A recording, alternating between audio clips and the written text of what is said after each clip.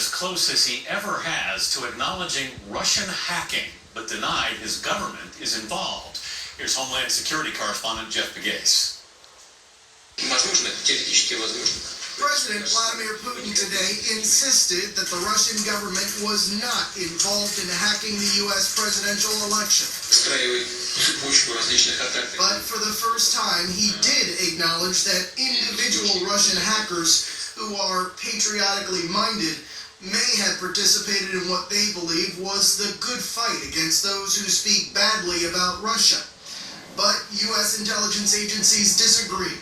They have concluded Putin's government is behind the election hacking and disinformation campaign. He's trying to sort of create some plausible deniability. Brett Padres is a cybersecurity expert who has consulted for the CIA. Was there anything that he said that really surprised you?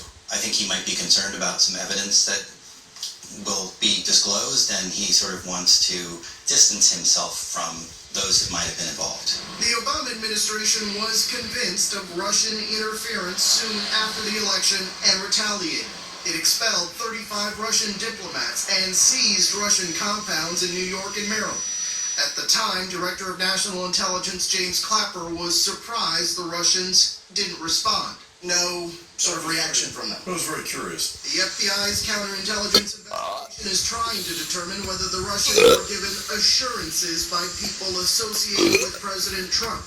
Well, the allegation is that there were perhaps an agreement, a wink. For his part, Putin today called President Trump a straightforward and frank person.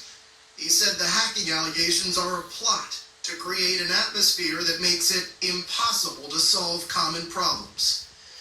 Those problems include the two compounds in New York and Maryland, which of course the Russians want back. Anthony, the Trump administration and the Russian government are now discussing the possibility of their return.